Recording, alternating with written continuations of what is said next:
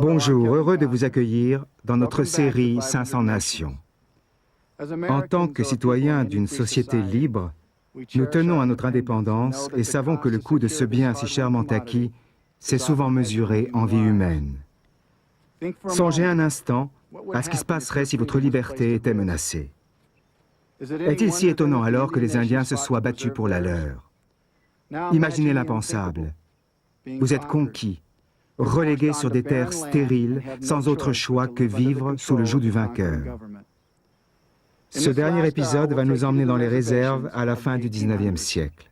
Nous découvrirons l'amère vérité de la liberté perdue. Mais d'abord, nous allons revivre la lutte épique de deux chefs indiens passionnés dont l'audace et l'ingéniosité riment avec courage.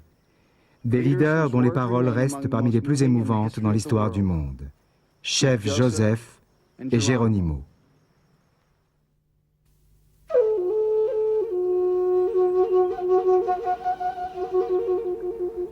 Mon père m'a fait appeler. J'ai vu qu'il était mourant. J'ai pris sa main dans la mienne. Il m'a dit, « Mon fils, n'oublie jamais mes dernières paroles. Ce pays abrite le corps de ton père. Ne vends jamais les ossements de ton père, ni de ta mère. » J'ai serré la main de mon père entre les miennes et je lui ai dit que je donnerais ma vie pour protéger sa tombe. Je l'ai enterré dans la belle vallée des Winding Waters.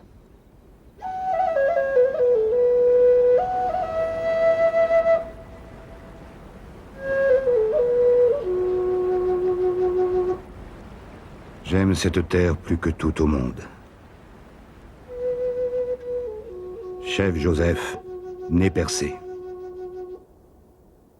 À la mort de son père, Inmutuyalatlat, âgé de 31 ans et connu sous le nom de Chef Joseph, prend la tête d'une tribu de nez percés de la Wallowa Valley, à quelques 370 km à l'est de Portland, dans l'Oregon. Célèbres pour leurs chevaux, surtout les Appaloosas, les nez percés ont toujours été les amis des Américains. Mais avec l'ouverture du territoire de l'Oregon et la fin de la guerre de sécession, colons, éleveurs et orpailleurs convoitent leur riche territoire. Oubliant bien vite cette longue amitié, le gouvernement appuie les revendications des colons. En 1877, le général Oliver Howard se rend dans la Wallowa Valley avec l'ordre d'en chasser les nez percés de gré ou de force.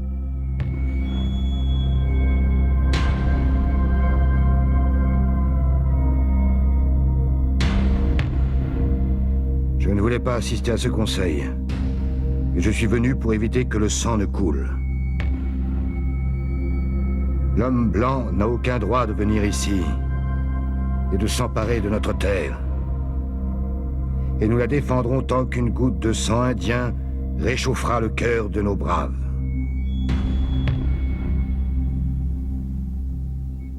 Chef Joseph est face à un cruel dilemme. Trahir le serment à son père ou engager les siens dans la guerre. Finalement, il accepte, bien à contre-cœur, de renoncer à sa terre natale. Mais en dépit de ces concessions, le climat reste très tendu.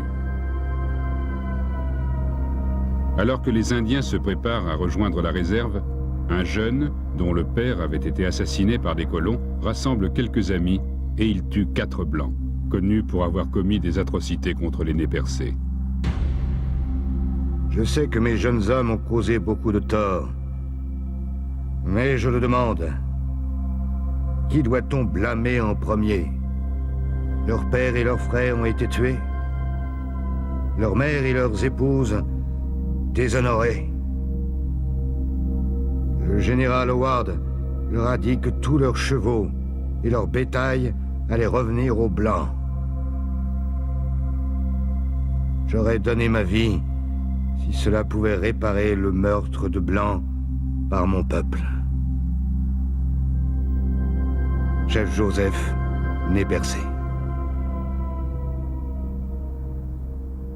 Après le meurtre de 7 autres Blancs, le général Howard envoie une expédition contre les Indiens. Les chefs des Nez Percés réagissent en envoyant une délégation avec un drapeau blanc à sa rencontre. Les soldats ouvrent le feu.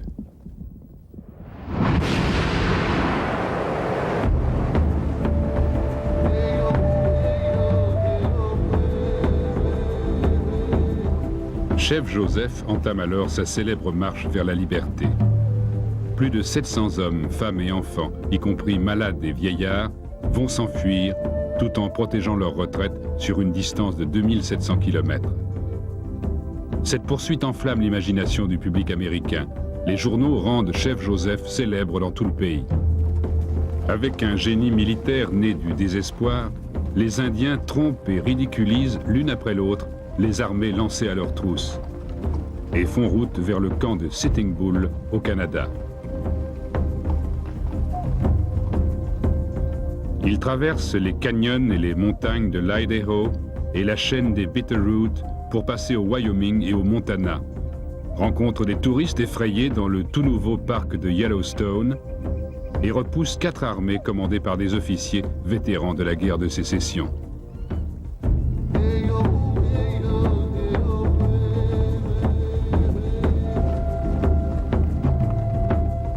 Après avoir été traqués pendant 105 jours, les Nez Percés atteignent les Bear Paw Mountains, à 1 jour de marche du camp de Sitting Bull et de la Liberté. Sachant qu'ils ont mis une distance suffisante entre eux et leurs poursuivants, ils font une dernière halte avant de franchir la frontière. Mais ce qu'ils ignorent, c'est qu'une nouvelle armée a été appelée par télégraphe et encercle leur campement. Les Nez Percés sont totalement pris au dépourvu.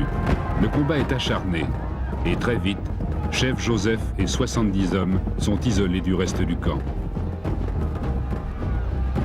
Récitant une prière, je me suis lancé sans armes dans les rangs des soldats. Mes vêtements ont été lacérés et mon cheval a été blessé, mais pas moi. Alors que j'atteignais la porte de ma tente, ma femme m'a tendu mon fusil en disant « Voici ton arme, bats-toi ». Elles ont escaladé la colline alors que le combat faisait rage. En bas, ils ravageaient le camp. Elle avait un bébé dans les bras et sa fille à la main. Elles ont rampé sous un gros rondin pour se cacher des soldats qui les auraient sûrement tuées, elles aussi. Et elles sont restées là jusqu'à ce que le silence soit revenu. La bataille fait rage toute la journée du premier jour, avec de lourdes pertes de part et d'autre. Les chefs de 3 des 5 tribus sont tués. Le deuxième jour, les Indiens se sont enterrés dans des tranchées. L'armée ne peut monter une attaque sans risquer de lourdes pertes. Finalement, le 5 octobre, le général Nelson Miles fait venir Chef Joseph pour entamer des pourparlers de paix sous la protection du drapeau blanc. Chef Joseph rend alors son arme au général Miles, à 1 jour seulement du camp de Sitting Bull et de l'asile politique. Je suis là des combats. Tous nos chefs ont été tués et tous les anciens sont morts. Les petits-enfants meurent de froid. Je veux avoir le temps de rechercher mes enfants et de voir combien j'en trouve. Peut-être sont-ils tous morts. Écoutez-moi, mes chefs. Je suis fatigué. Mon cœur est triste et malade.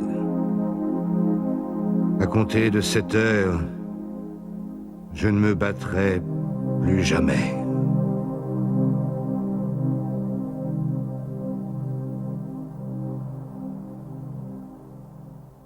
Mais les États-Unis ne respecteront pas les termes de la capitulation. Les Nez Percés capturés sont envoyés au sud, dans la réserve infestée de malaria de Fort Leavenworth, dans le Kansas, puis dans le territoire de l'Oklahoma. Pourtant, s'il a déposé les armes, Chef Joseph n'a pas renoncé à lutter pour sa terre. Il consacrera tout le reste de sa vie à honorer la promesse faite à son père et à se battre pour son peuple. Il va à Washington plaider ardemment sa cause devant le Congrès. J'ai entendu beaucoup de discours, mais personne n'agit. Les bonnes paroles ne durent pas longtemps si elles n'ont aucun effet. Mon cœur est malade au souvenir de toutes les bonnes paroles et de toutes les promesses reniées. En 1885, après 8 longues années et une campagne massive menée par des philanthropes de l'Est, la tribu de Chef Joseph conquiert le droit de regagner le Nord-Ouest, mais pas sa Wallowa Valley bien-aimée. Les éleveurs qui occupent cette vallée menacent de le tuer s'il revient. Exilé à tout jamais, Chef Joseph et 150 membres de sa tribu sont conduits sous escorte militaire dans une réserve du territoire de Washington. C'est là, en exil, que mourra Chef Joseph.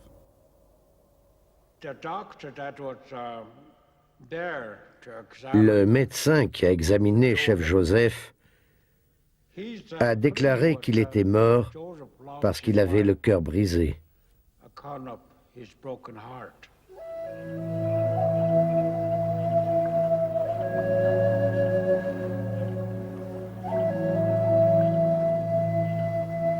Si l'homme blanc veut vivre en paix avec les Indiens, il le peut. Traiter tous les hommes pareillement, donner à tous les mêmes chances de vivre et de grandir.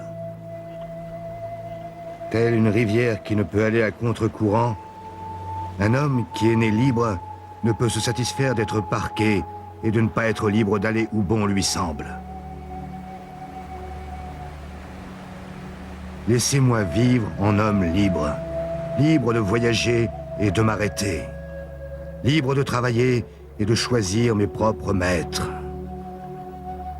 libre de pratiquer la religion de mes pères, libre de penser, parler et agir par moi-même.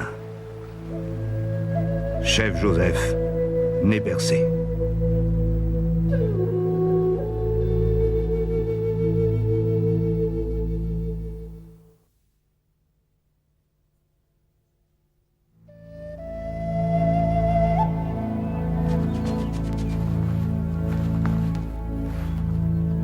Quand j'étais jeune, j'ai parcouru à pied toutes ces terres d'est en ouest et je n'ai vu que des Apaches. Après beaucoup d'étés, j'ai marché à nouveau et j'ai constaté qu'un autre peuple était venu s'en emparer. Cochise Chokonen.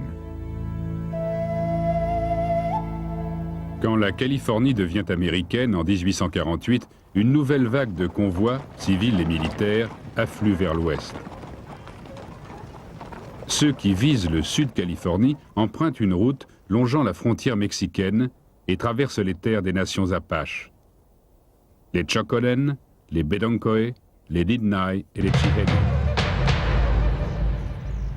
Les Apaches ont jusqu'ici toujours réussi à préserver leur territoire des envahisseurs espagnols et mexicains. Mais la plupart n'ont rien contre ces nouveaux venus américains qui traversent leurs terres. Et leurs chefs font tout pour aider les voyageurs. Les Blancs sont arrivés quand j'étais jeune. Sur les conseils de mon père, qui avait longtemps dirigé les Apaches, ils furent reçus en amis.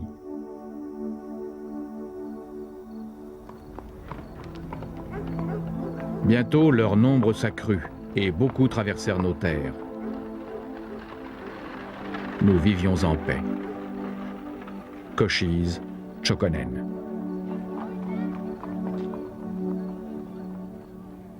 En février 1861, Cochise, chef charismatique des Chokonen, est convoqué par un lieutenant inexpérimenté, George Bascom.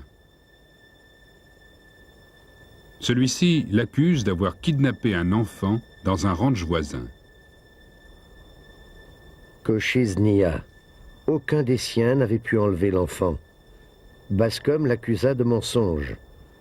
Cochise se vantait d'être un homme de parole, et il ne pouvait y avoir plus grande offense à son égard. Taklogi, Nidnai. Bascom ordonne l'arrestation de Cochise, mais le chef Apache s'échappe au milieu d'une fusillade. Les hommes qui l'accompagnaient sont pris par Bascom et exécutés peu après.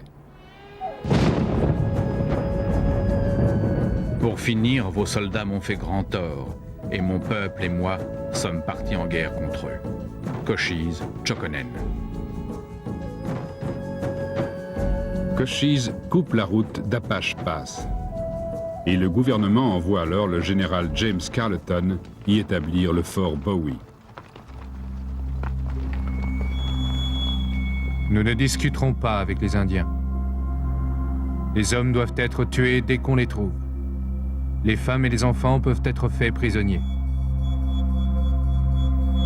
Je pense que ces méthodes donneront une salutaire leçon à ces Indiens. Mais les efforts longs et acharnés de l'armée restent vains. Perché dans son bastion des Dragoon Mountains, Cochise mène contre la cavalerie une guérilla victorieuse qui va durer 9 ans. Finalement, en 1872, le général Oliver Howard se rend jusqu'au camp retranché de Cochise pour faire la paix. Cochise accepte de capituler à condition que son peuple soit autorisé à rester sur ses propres terres d'Apache Pass. Cette condition sera respectée jusqu'à sa mort, 2 ans plus tard. Mais en 1876, le gouvernement fait fermer la réserve de Apache Pass et envoie les Apaches dans la réserve désertique de San Carlos. Ce n'est pas le Créateur qui a fait San Carlos. Elle est plus vieille que lui. Il a juste conservé pour montrer ce qu'on crée avant lui. Prenez des pierres, des cendres et des épines. Ajoutez-y des scorpions et des serpents à sonnette. Jetez le tout sur des pierres que vous chauffez à blanc. Mettez l'armée aux trousses des Apaches. Et vous avez San Carlos.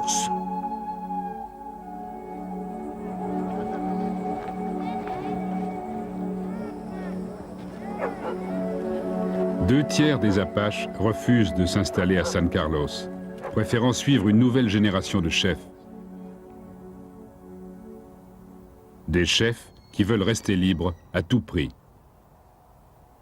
Parmi eux, Ho, Nana, Loco, Victorio et Geronimo. Ho lui dit qu'il ne leur offrait que mort et privation. Pour lui, il devait choisir entre mourir à cause du soleil, de la faim et du délabrement à San Carlos, et mener une vie sauvage et libre au Mexique. Courte peut-être, mais libre. Il devait se souvenir que s'il choisissait cette vie-là, il serait traqué comme des bêtes sauvages par l'armée américaine et mexicaine. Nous savions tous que nous étions condamnés, mais certains préféraient la mort à la prison et l'esclavage. Daklogi, Nidnai. La farouche détermination de Geronimo s'est forgée très tôt, lorsque toute sa famille a été massacrée par des Mexicains. Quand il est rentré chez lui, il a trouvé les corps des membres de sa famille gisant par terre. Les Américains et les Mexicains montaient des chevaux ferrés. C'est comme ça qu'il a su que c'était eux qui avaient détruit sa famille. Et il a juré qu'il tuerait tous les Mexicains et les Américains qu'il verrait. Geronimo va guider les siens à travers la pire des épreuves. L'ultime résistance des Apaches fut une formidable expression de la fierté humaine et de l'amour de la liberté. Nous sommes en train de disparaître, et pourtant, je ne crois pas que nous soyons inutiles, car alors Dieu ne nous aurait pas créés. Pour chaque tribu qu'il a créée, Dieu a fait une terre.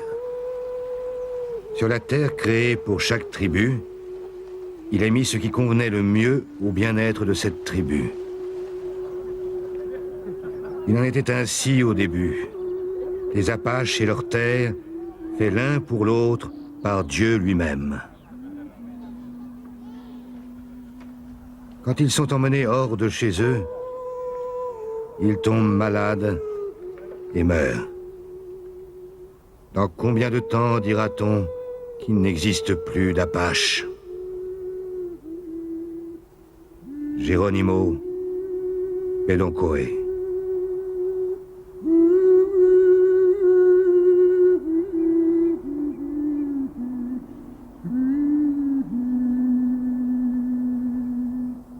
Pendant 10 ans, les Apaches font mentir toutes les prédictions. En 1886, la minuscule tribu de Geronimo est traquée dans les montagnes par 8000 soldats américains et mexicains.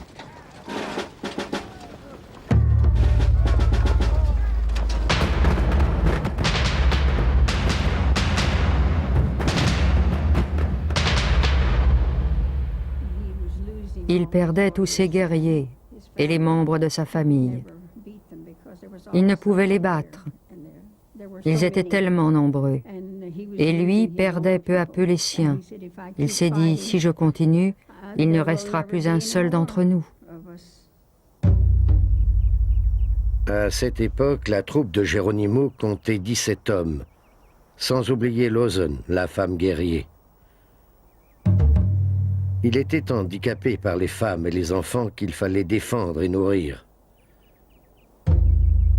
Personne n'a jamais capturé Geronimo. Je le sais, j'étais avec lui. Et d'ailleurs, qui peut capturer le vent? Daklogi Nitnai. Le 3 septembre 1886, Geronimo se rend au général Miles, qui s'était déjà illustré en capturant chef Joseph. Pour convaincre Geronimo de capituler, Miles lui promet que les siens ne seront détenus que quelque temps avant d'être envoyés dans une réserve du sud-ouest. Mais Miles ment.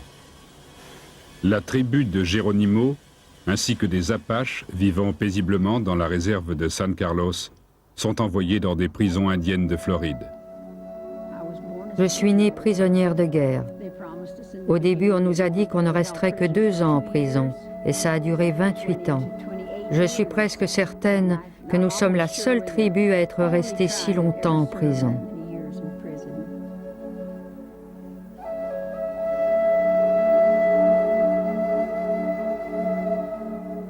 Geronimo ne sera plus jamais un homme libre. Après avoir été prisonnier de guerre pendant 23 ans, il meurt en 1909. Pourquoi ne me parlez-vous pas? Pourquoi ne me regardez-vous pas, ni ne me souriez? Je suis un être humain. J'ai les mêmes jambes, les mêmes pieds, les mêmes mains que vous. Et quand le soleil me regarde, il voit un homme à part entière. Je veux que vous me regardiez, que vous me souriez.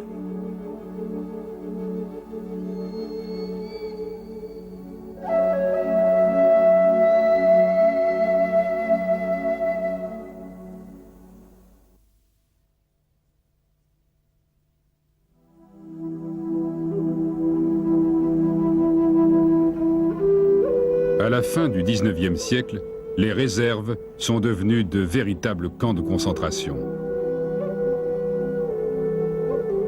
Ce sont pour l'essentiel des terres impossibles à cultiver et dépourvues de tout gibier.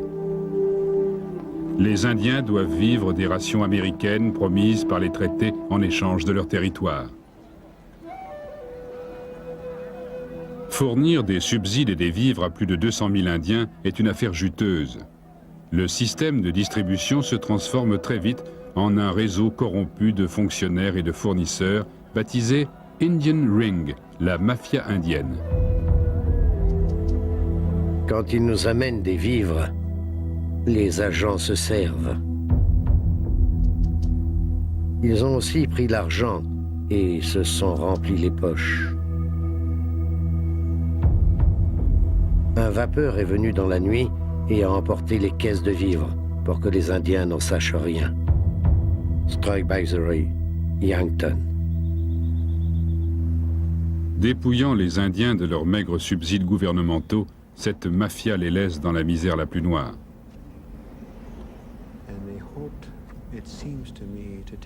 Ils espéraient, je crois, s'emparer de l'âme des Indiens pour nous rendre plus dociles. Nous dépendrions alors totalement d'eux pour vivre. Il nous faudrait ramper devant celui qui apporte les rations. Je remarquai un petit groupe d'Indiens assis sous un arbre, tous sales, maigres et déguenillés. Une femme et une jeune fille se précipitèrent vers eux, déposèrent des colis et les ouvrirent. Ils en sortirent de la viande avariée, manifestement des restes de boucherie et quelques croûtons de parassis. Une vague de fureur m'envahit contre toute cette politique indienne du gouvernement. Thomas Tibbles, reporter. Nombre de réformateurs de l'Est sont déterminés à briser cette mafia. Mais pour eux, la seule solution durable, c'est le changement, non seulement au niveau des bureaucrates, mais pour les Indiens eux-mêmes. Leurs coutumes sont jugées arriérées et néfastes. Pour leur bien, leur culture doit être éradiquée. Ils doivent être remodelés à l'image des réformateurs. Le seul avenir sûr pour les Indiens est de mêler leurs intérêts aux nôtres et de devenir des citoyens des États-Unis. Ils doivent cesser de vivre en tribu et venir vivre parmi nous comme des individus. Adopter notre langue, nos façons de travailler et participer à notre société. Richard Pratt, directeur de la Caroline Indian School. La politique d'éradication de la culture indienne s'officialise en 1887 avec la loi de répartition des terres. Les terres de la communauté sont distribuées aux Indiens en parcelles individuelles pour les obliger à vivre comme les fermiers blancs. Tant que les Indiens vivront dans des villages, ils garderont leurs anciennes coutumes pernicieuses. Tels ces rites païens et ces visites constantes les uns chez les autres. D'ici la fin de l'année prochaine, ils seront installés dans des fermes individuelles. Un membre d'une commission du gouvernement. Soutenue par une alliance des réformateurs de l'Est et des spéculateurs fonciers de l'Ouest, cette loi s'attaque à la fois à la souveraineté des Indiens et au principe fondamental de l'appartenance de la terre à tout le monde. C'est encore une ruse des Blancs pour nous prendre nos terres. Ils nous ont déjà fait le coup.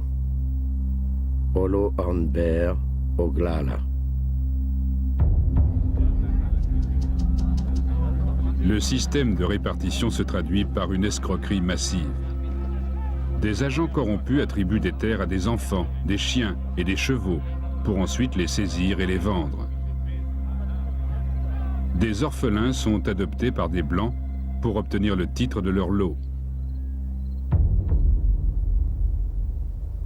Une fois les parcelles distribuées aux Indiens, le gouvernement peut vendre celles qui restent aux Blancs. Les Indiens perdent ainsi les 2/3 des quelques terres qu'ils possédaient encore.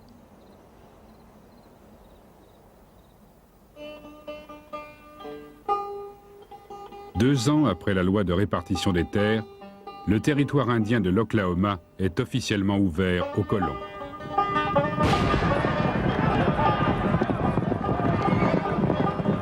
S'ensuit alors un véritable raz-de-marée. Les territoires des Creeks, des Cherokees et d'autres nations sont submergés. Ces terres, qui leur avaient été promises à titre permanent, refuge intangible, en échange de leurs terres à l'est du Mississippi.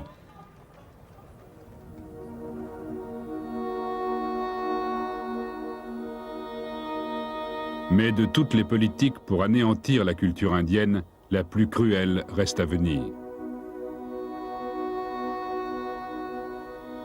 Car les Indiens vont même être dépossédés de leurs enfants.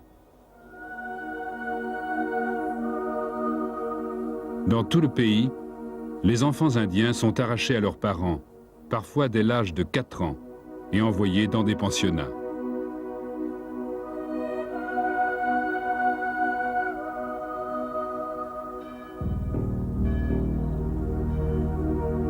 Là, ils sont dépouillés de tout ce qui les rattache à leur passé.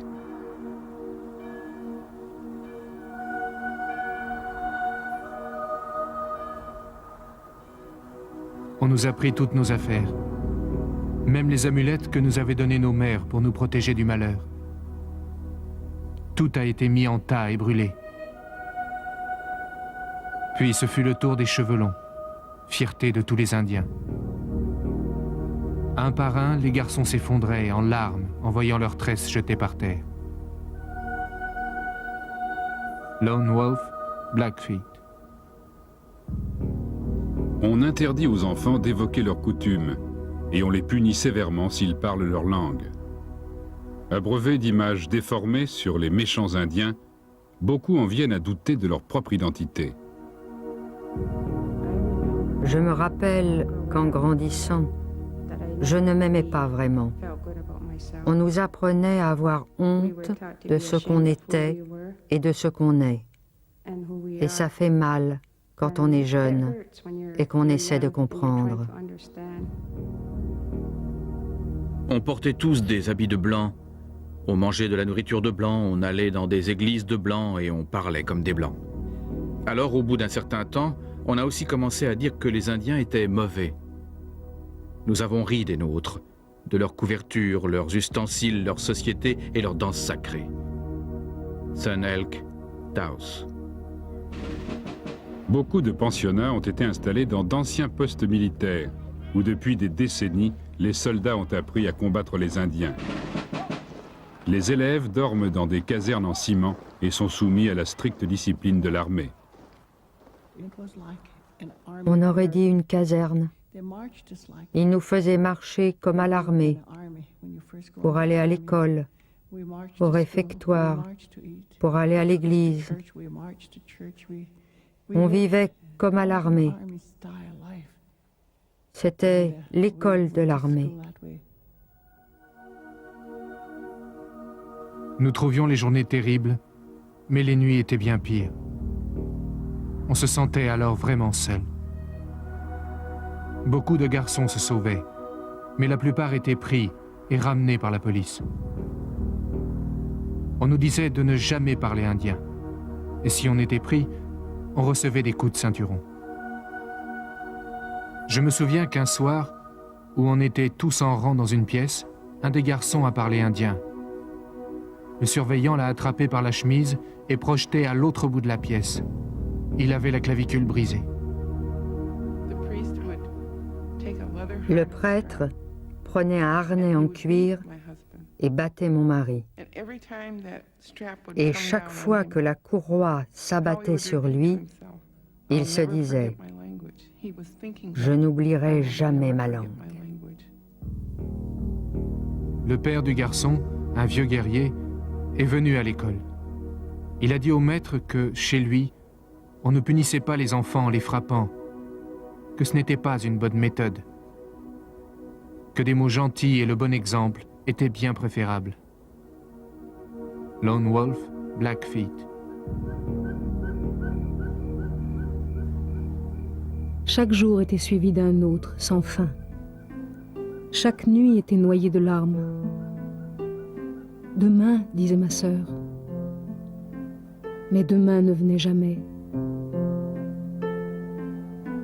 Les jours passaient petit à petit.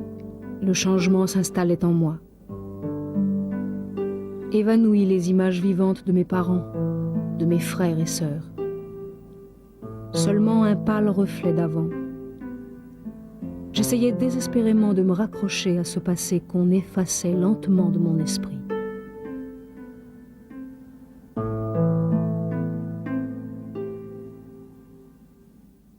Pour les cultures traditionnelles, l'effet est dévastateur. Les diplômés des pensionnats reviennent dans ceux-ci pour encourager les nouveaux, fraîchement arrivés des réserves, à renoncer à leurs traditions. Ne regardez pas en arrière. Tout ça, c'est du passé. Ce pays s'est considérablement amélioré. Vous avez vu, quand vous êtes venus, les villes, les usines, les chemins de fer, les maisons. Autrefois, tout ce pays nous appartenait. Mais nos pères ne voyaient pas aussi clair que nous. Maintenant, le seul moyen d'avoir notre terre, c'est de nous éduquer nous-mêmes. Henry Jones, Creek. Mais les anciennes cultures ne sont pas totalement impuissantes face à l'invasion des pensionnats.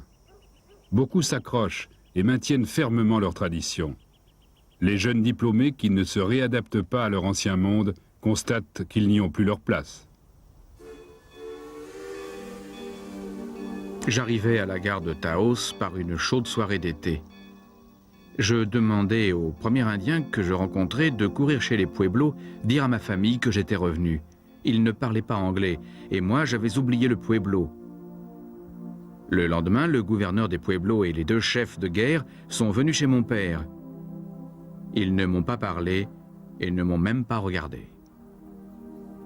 Les chefs ont dit à mon père: « Ton fils, qui dit s'appeler Raphaël, a vécu avec les Blancs. Il a été loin de nous. Il n'a pas appris les choses qu'un enfant indien doit savoir. Il n'a pas de cheveux. Il ne parle même pas notre langue. Il n'est pas des nôtres. » Sun Elk, Taos. Ces choses qui faisaient que la vie nous était si précieuse, ils nous les ont enlevées. Et aujourd'hui, beaucoup de nos enfants ne parlent plus leur langue, même dans notre réserve, parce qu'ils nous ont pris notre langue, celle que Dieu nous avait donnée.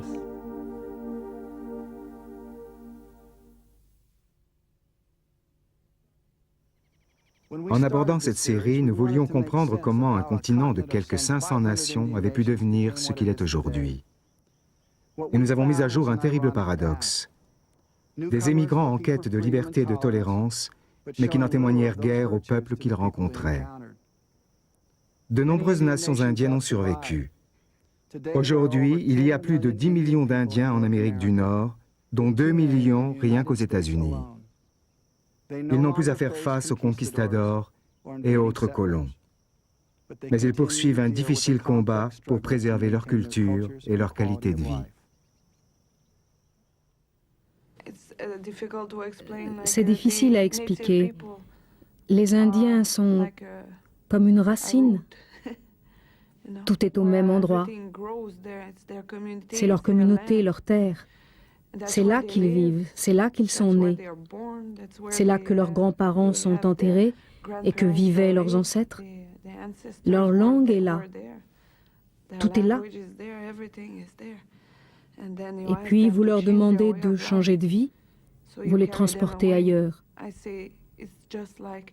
C'est comme essayer de planter un arbre, un épicéa par exemple, en plein désert. Même si on l'arrose, il va se dessécher et mourir. Notre peuple, nos familles nous avaient raconté toutes ces histoires durant toutes ces années. Et nous avons enfin marché sur les terres. Et nous avons dormi dans le pays d'où venaient nos grands-mères et nos grands-pères.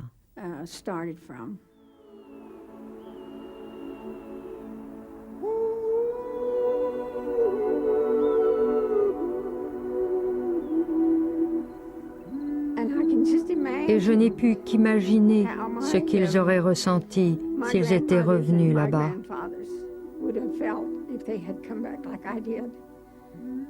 J'ai vu ces lieux à leur place. Moi, j'ai pu retourner là-bas. Souvent, les gens ne comprennent pas les Amérindiens. ce qu'ils ressentent, ce qui leur est arrivé autrefois, d'où ils viennent et pourquoi ils sont parfois réservés, pourquoi ils restent un peu en dehors des choses.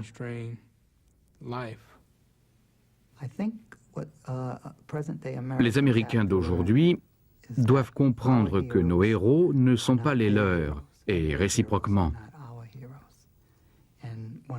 Quand je suis allé à l'école, comme tous les citoyens de ce pays, on nous a donné à tous le même système de valeurs, la même perspective historique. Aujourd'hui, il est important, très important, que tous comprennent la signification d'une autre perspective. C'est pour cela que nous sommes là, que le Créateur a permis que certains d'entre nous survivent, malgré tous les efforts pour nous anéantir. Chaque tribu a eu son massacre du Grand Marécage, son Sand Creek ou son Wounded Knee. La liste est sans fin et nous avons tous vécu la même expérience.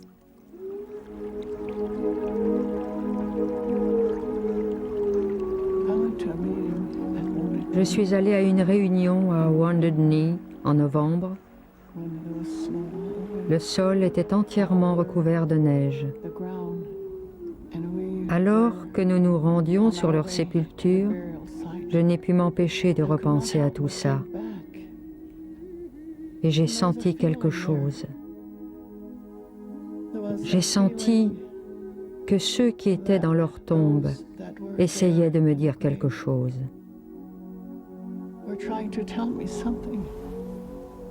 J'en ai eu les larmes aux yeux. J'étais là, debout, quand un esprit est descendu parmi nous. Je pouvais le sentir. C'était l'Esprit de Dieu.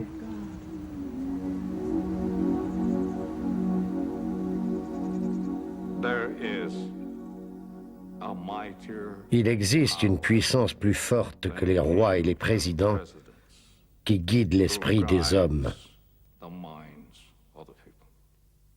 Une puissance supérieure. Les commandements sont très simples. Nous devons vivre sur la terre que le Créateur nous a donnée et en prendre soin pour que nos arrière-petits-enfants puissent profiter des mêmes choses que nous.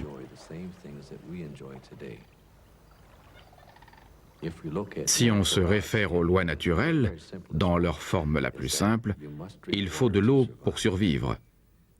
Donc, si on pollue l'eau et qu'on ne peut plus la boire, on périt. Et il n'y a aucun recours quand on viole les lois de la nature.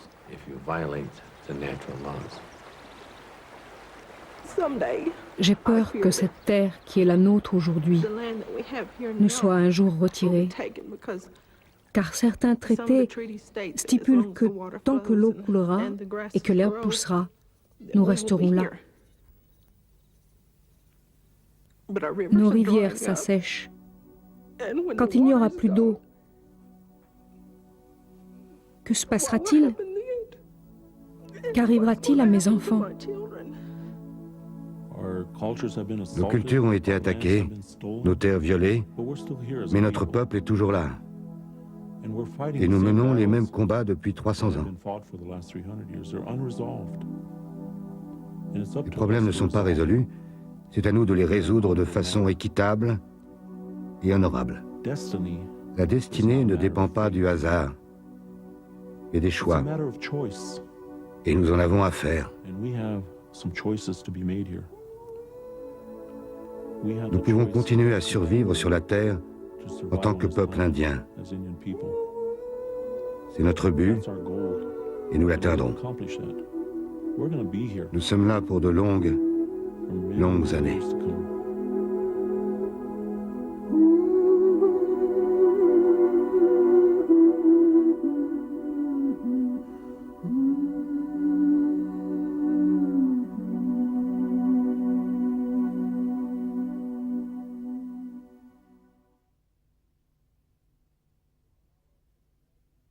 Tall Hawk de la nation Narragansett disait que c'était son destin, et sans doute celui de tous les Amérindiens, d'être la conscience de l'Amérique. de veiller à ce que la tragédie du passé ne se répète pas. Espérons, maintenant que nous connaissons la face cachée de l'épopée américaine, que nous aussi, nous pourrons partager cette conscience collective. Merci de nous avoir accompagnés.